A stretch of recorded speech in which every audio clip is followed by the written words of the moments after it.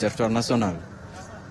Et dans cela, le chef de l'État a présidé le Conseil des ministres ce mercredi 18 juin au Palais de la République. Les grandes lignes du communiqué avec le ministre porte-parole du gouvernement, Moustapha Ndiaye. Bonsoir. À l'issue de sa tournée économique dans la région de Saint-Louis, les 12 et 13 juin, le président de la République, son Excellence Bassirou Diomaye Diakhar Faye, a adressé ses vives félicitations aux populations et aux acteurs locaux pour leur mobilisation exemplaire. Il a salué le travail remarquable des autorités administratives, des élus, des producteurs agricoles et industriels, ainsi que l'engagement des ministres concernés pour le développement territorial et la souveraineté alimentaire. Le chef de l'État a insisté sur la nécessité de faire de la vallée du fleuve Sénégal un pôle agricole national prioritaire avec des actions ciblées. Modernisation des infrastructures, maîtrise de l'eau, mécanisation agro-industrie, soutien accru aux filières stratégiques, riz, tomates, oignons, pommes de terre, biocarburants et sucre, et équilibre entre agriculture familiale et agrobusiness pour une gouvernance foncière juste et durable. Le président de la République demande au gouvernement d'intensifier l'accompagnement aux producteurs du Nord, notamment via une amélioration des rendements rizicoles, un système de financement rénové pour alléger les charges, électricité, etc., et une labellisation des productions locales et leur intégration dans les circuits de distribution.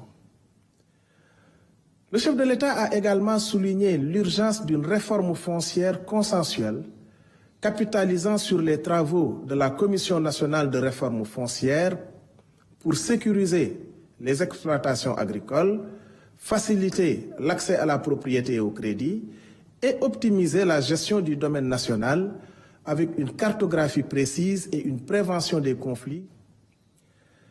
Le chef de l'État invite le gouvernement à accélérer la modernisation de la fonction publique, statut des agents, déontologie, formation, la digitalisation intégrale des administrations pour des services publics plus efficaces et le suivi renforcé des performances des entreprises publiques et parapubliques.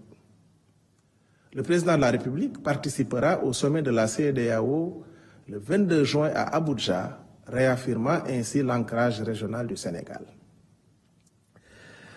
Le Premier ministre, M. Ousmane Sonko, quant à lui, a rappelé l'engagement résolu du gouvernement à honorer le mandat confié par le peuple souverain en mars 2024. Un mandat de transformation profonde de nos politiques publiques. Pour y parvenir, des réformes structurelles majeures sont engagées, pilotées depuis la primature selon 4 principes clés. Premièrement, un cadrage rigoureux. Chaque réforme sera guidée par des termes de référence précis.